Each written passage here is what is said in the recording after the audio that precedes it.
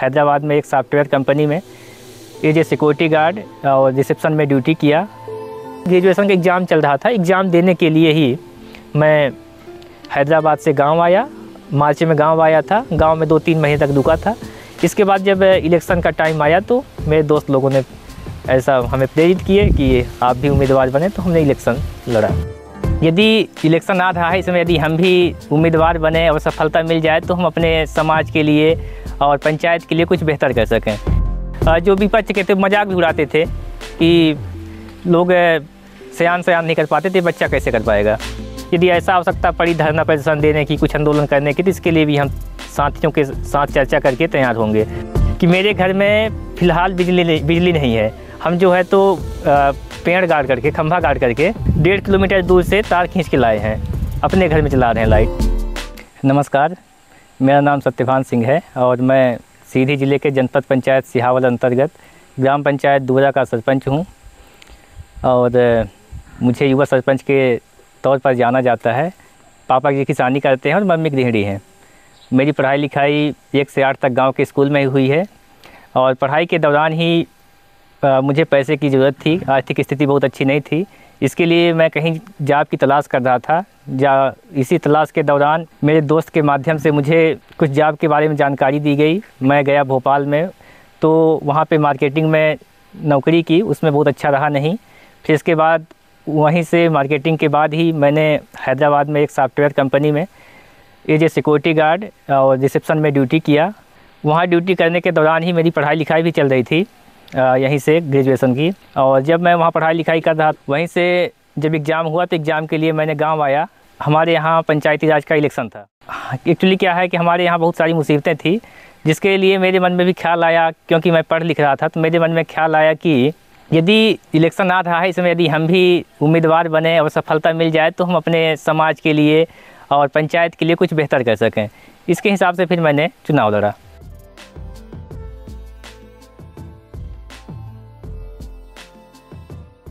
देखिए, सरपंच बनने के लिए प्रेरित मैं यहाँ से हुआ कि हमारे यहाँ जो समस्याएं हैं, जैसे सड़क, बिजली, पानी की बहुत सारी गंभीर समस्याएं थी। तो मुझे लगा कि यदि हम इसके नेतृत्व करें, हम इसके जिम्मेदार पद पे हों, तो हम इसमें सुधार ला सकते हैं। मेरा जो उम्र है 21 साल है। इससे पहले मेरा राजनीतिक कोई संबंध नहीं था, ना तो मेरा था, ना तो मेरे घर परिवार का किसी का राजनीतिक संबंध है। तो इसके लिए किसी पार्टी के नेता से या किसी पार्टी से मेरा संबंध था नहीं। गांव के सहयोग वालों से, बस गांव के सहयोग से ही मैं चुनाव जीता।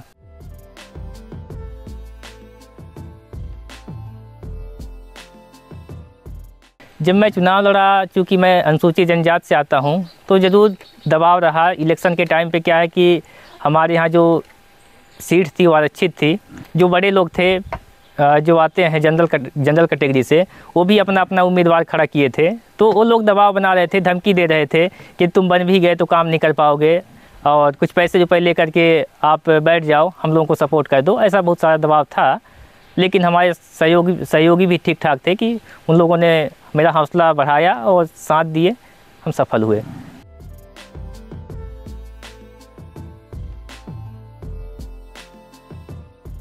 जब मैं सरपंच का उम्मीदवार बनके लोगों से वोट मांगने जाता था, तो लोग सवाल करते थे। लोगों की मंशा रही होगी कि क्या है कि ये भी नए हैं, इनको जात समाज के बारे में और राजनीति के बारे में कुछ भी जानकारी नहीं है। और ये बात सच्चाई है कि मुझे राजनीति की कुछ भी ABCD पता नहीं था उससे पहले। तो लोगों के मन में लोग क्वेश्चन करते थे मेरे से कि आप कर पाओगे, नहीं कर पाओगे। लोगों की ऐसा शंका रही। फिर हम लोग उनको जवाब भी देते थे कि यदि कोई काबिल हो तो 21 साल में, तो 21 साल 22 साल में लोग ज़िला संभालते हैं, कलेक्टर SP बन के ज़िला संभालते हैं। ये तो एक पंचायत की बात है। हम ऐसा उनको जवाब देते रहे। कुछ लोगों ने विश्वास किया, पर जो विपक्ष के थे मजाक भी उड़ाते थे कि लोग सयान नहीं कर पाते थे, बच्चा कैसे कर पाएगा।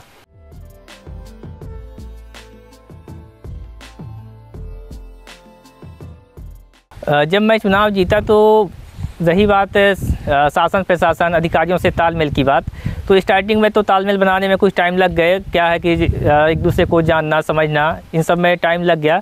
और जो सरकारी योजनाएं होती हैं उसके लिए हमने पंचायत में एक विधिवत जो पढ़े लिखे लोग हैं या कि जो स्मार्टफोन यूज करते हैं उनका एक ग्रुप बनाया।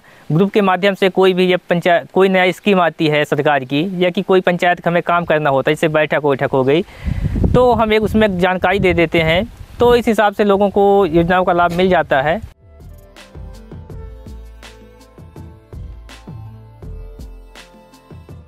देखिए, जैसा आपने कहा कि हमारे पंचायत में 3 गांव हैं, तीनों की आबादी भी काफ़ी है, अदर कास्ट के लोग हैं, अदर धर्म के लोग हैं, है ना, अलग अलग समुदाय के लोग हैं। तो आवश्यकता अनुसार सबकी अलग अलग मांगे रहती है। किसी को, जैसे अब गांव की यही काम है, किसी को पेंशन की आवश्यकता है, किसी को कूपन की आवश्यकता है, किसी को खेत में मिट्टी डलवाना है, तो किसी को सड़क की आवश्यकता है, और अधिकतर लोगों को यही व्यक्तिगत लाभ चाहिए होता है।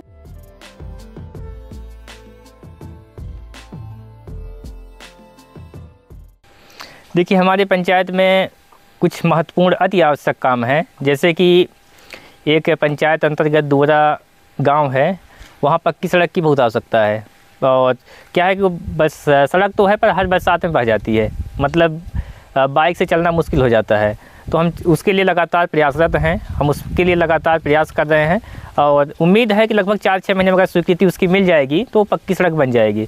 यदि नहीं बन पाता है तो हम उसके लिए ज़रूर कुछ ऐसा कदम उठाएंगे। हमें जो लगेगा, जो हमारे मार्गदर्शक हैं, जो उचित सलाह देते हैं, उनसे समझ करके यदि ऐसा आवश्यकता पड़ी धरना प्रदर्शन देने की, कुछ आंदोलन करने की, तो इसके लिए भी हम साथियों के साथ चर्चा करके तैयार होंगे। और इसके अलावा हमारे, जैसा कि मैं पहले पूर्व में बताया कि बिजली की बहुत बड़ी समस्या है, पानी की समस्या है, बिजली की समस्या है। आपको एक बात बताऊँगा, आपको थोड़ा लगेगा कि नहीं, सच्चाई नहीं है, लेकिन ये बात सच्चाई है कि मेरे घर में फ़िलहाल बिजली नहीं है। हम जो है तो पेड़ गाड़ करके, खंभा गाड़ करके 1.5 किलोमीटर दूर से तार खींच के लाए हैं, अपने घर में चला रहे हैं लाइट। ऐसे मान लीजिए मैं तो सक्षम हूँ तो ला लिया, लेकिन हमारी बस्ती के लोग आज भी अंधेरे में जी रहे हैं ज़िंदगी। देखिए, जब मैं 12th पास किया तो घर वाले मुझे एक जिम्मेदार और समझदार समझ लिए कि ये जो करेगा अच्छा करेगा। तो जब मैं 12th के बाद नौकरी की तलाश कर रहा था, दोस्त के माध्यम से जब मैंने मार्केटिंग में गया, तो वहाँ मैंने ग्रेजुएशन का एग्ज़ाम चल रहा था, एग्ज़ाम देने के लिए ही मैं हैदराबाद से गांव आया।